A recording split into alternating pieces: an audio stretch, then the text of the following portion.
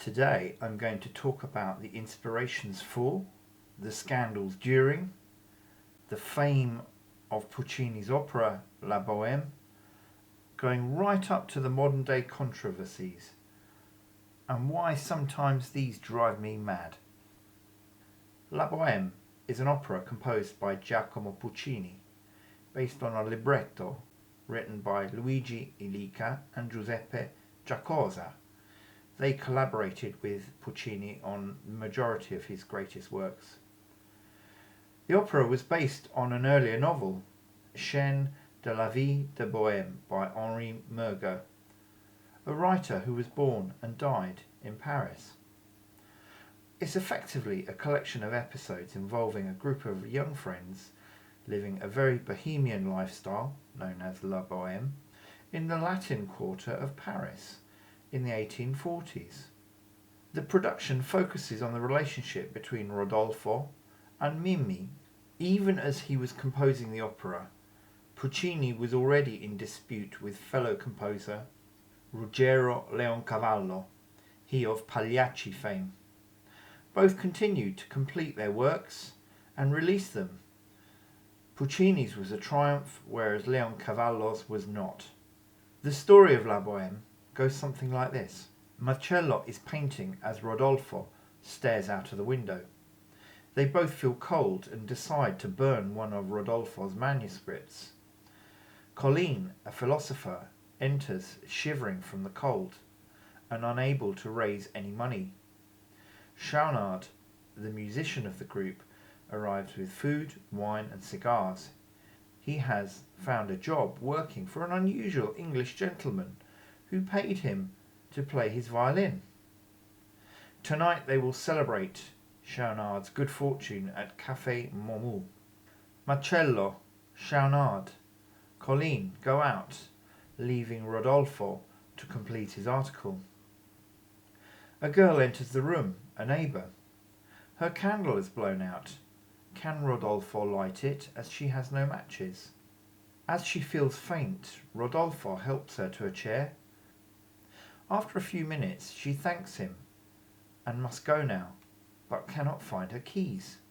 Both their candles go out, causing the pair to stumble in the darkness. Rodolfo is immediately attracted to the girl. He finds her key, but quietly puts it in his pocket, hoping to spend more time with her. Offering to warm her hands, he sings, "Que gelida manina," what a cold little hand. He tells her the story of his life as a poet. She in turn says her name is Mimi, a poor embroiderer. His waiting friends call for Rodolfo. As he responds, he looks up to see Mimi bathed in moonlight. They declare their love for each other. A noisy, crowded street. As the friends arrive, Rodolfo buys Mimi a hat and nervously introduces her to his friends. As the group eat, Musetta, Marcello's former squeeze, appears on the arm of a rich lover, Alcindoro, who she is stringing along. She has already tired of him and proceeds to sing a risque song, Musetta's Waltz, hoping to make Marcello jealous. Musetta makes an excuse, causing Alcindoro to leave, and then Musetta and Marcello passionately embrace. As the bill arrives, Musetta leaves Alcindoro to pay for the bill for them all. Alcindoro slumps into a chair and Musetta has gone. A cold morning, Mimi, despite a severe cough, finds Marcello and pours out her heart to him. Rodolfo was very jealous and was making her life miserable. Marcello explains that Rodolfo is asleep in his apartment and worries about Mimi's cough as it's getting worse. Rodolfo rises and looks for Marcello. Mimi hides and listens to the conversation as Rodolfo confesses that his jealousy is a ruse. He fears Mimi is dying of tuberculosis. Rodolfo is poor and cannot pay for Mimi's treatment, and hopes by being mean to her she will leave him and find a rich suitor who may be able to help her. Mimi's weeping and coughing alert Rodolfo, who rushes towards her. Mimi tells Rodolfo that she is leaving him. Unfortunately, their love for each other was too strong. As a compromise, they agreed to stay together until spring. Marcello is arguing with Musetta for her constant flirting. Marcello and Rodolfo are trying to work, but keep talking about their ex-girlfriends, who left them to find wealthier boyfriends. Schaunard and Colleen arrive with scraps of food. They pretend it's a banquet. They dance and sing. Musetta finds Mimi very unwell in the street. Mimi begs Musetta to take her to Rodolfo. Already frail, Mimi is helped onto a bed. The friends leave to raise money to buy medicine, find a doctor. Rodolfo and Mimi confess their love for each other. They reminisce about their meeting, the candles, the lost key. Mimi knew Rodolfo had it.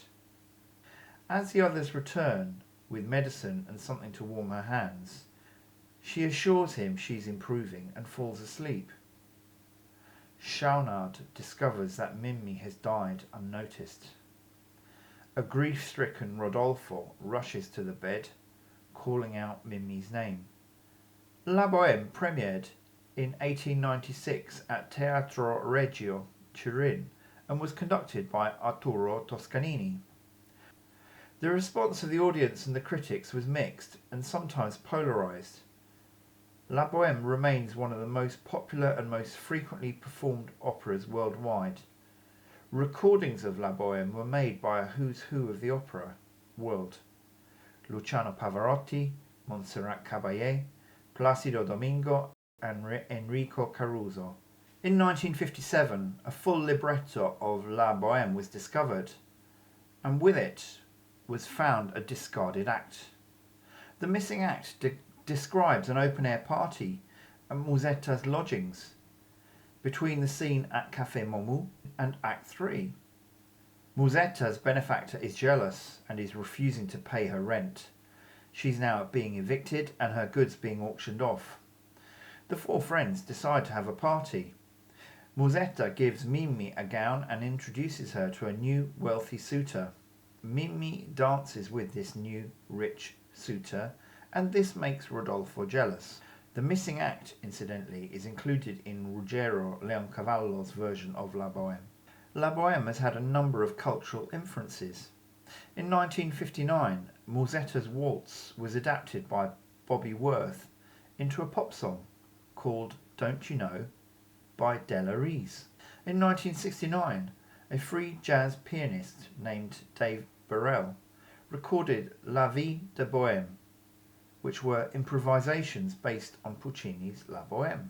Rent, the musical by Jonathan Larson, was inspired by La Bohème. A number of extracts of music of La Bohème, featuring Renata Tebaldi as Mimi and Carlo Bergonzi, were included in the soundtrack to the movie Moonstruck. Despite being very popular with audiences, Puccini has been on the end of condescension from some music critics who find his music overly simplistic. There are also composers such as Benjamin Britten, who once wrote in 1951, and I quote, "After 4 or 5 performances I never wanted to hear Bohème again. In spite of its neatness, I became sickened by the cheapness and the emptiness of the music." I even saw a reference to this attitude in the TV series Frasier. Now, I see all forms of art as subjective. Some you like, some you don't. That is the reality.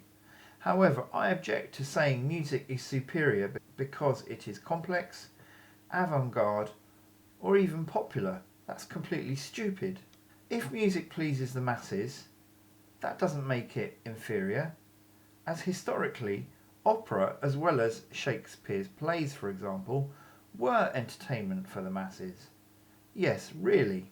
Puccini's work remains incredibly popular and has been performed by the cream of opera performers, and the recordings of his work still sell by the bucket load.